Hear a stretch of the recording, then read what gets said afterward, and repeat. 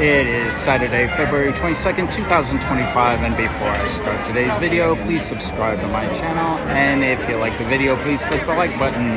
Both of those things would help me greatly. Today we're back at Carthay Circle Alfresco Dining to check out a few of the menu items before they flip for the spring menu.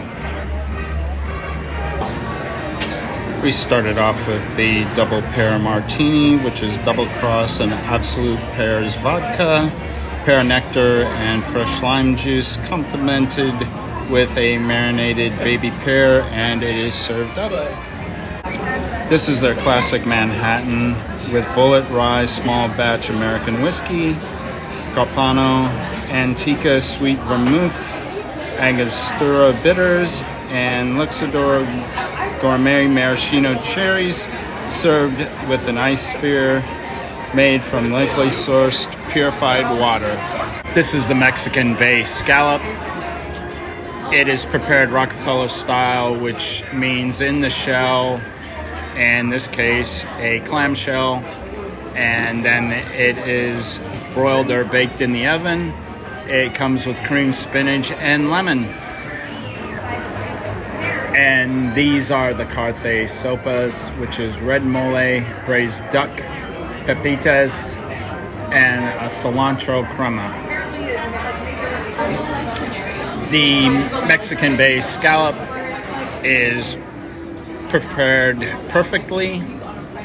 I don't really mind the cream spinach.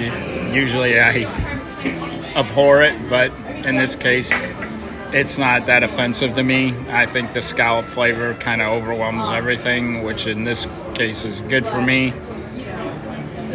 The spinach is just basically there for a garnish, and so is the salt and pepper corners on the outside of it. So yeah, it's actually a pretty good dish. I would probably recommend people getting it. The Carthay sopas are awesome. The red mole goes with the duck very well. Don't really see many pepitas, but I think that's supposed to be the base. I think whatever, like little piece of bread or whatever is made out of pepitas. And the cilantro crema really complements the rest of the dish. This is definitely one of my favorites. I wish they would kind of add this to the permanent menu.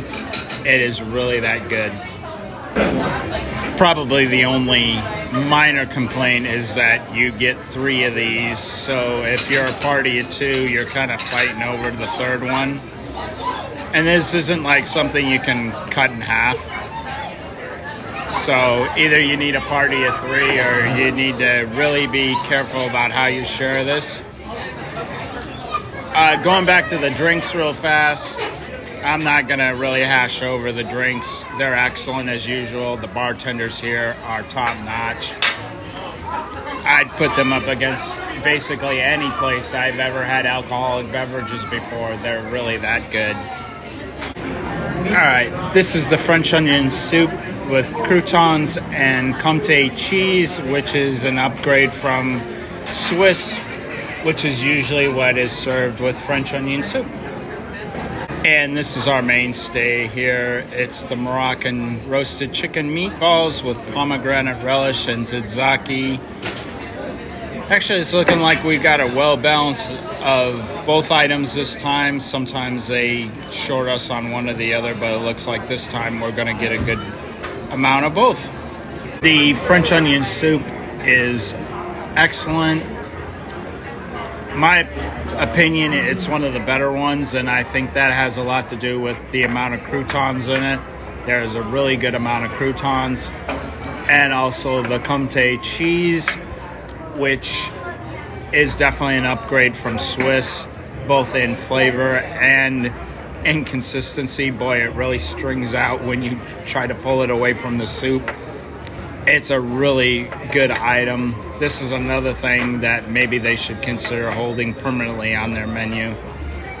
As I always say about the Moroccan roasted chicken meatballs, there's a reason why this continuously stays on the menu. And the reason is it is an absolutely excellent dish that I would recommend to anyone. I really don't know how they keep the chicken meatballs so moist and tender. It shouldn't work. I mean, chicken meatballs shouldn't work. Chicken should dry out, especially if you're using breast. And theirs never dry out. They're always cooked perfectly. I love the pomegranate relish with the tzatziki. I think it complements the meatballs really well. It's just a perfect dish. And we are finishing off our meal with the bananas cream pie sundae, which is bananas Foster sauce, wafer crumble, and Tahitian vanilla chantilly. And it looks really good. Overall, the banana cream pie sundae is very good. It's not their best offering, but at the same time, it's not their worst. The only detractor I really think is the wafer crumble is a little lacking. I would have liked to have more of the crumble in there, or maybe even a couple of full wafers stuffed in the layers. There's a good amount of flavor from the bananas Foster sauce, and I do like Tahitian vanilla chantilly, and the ice cream works with it very well as well.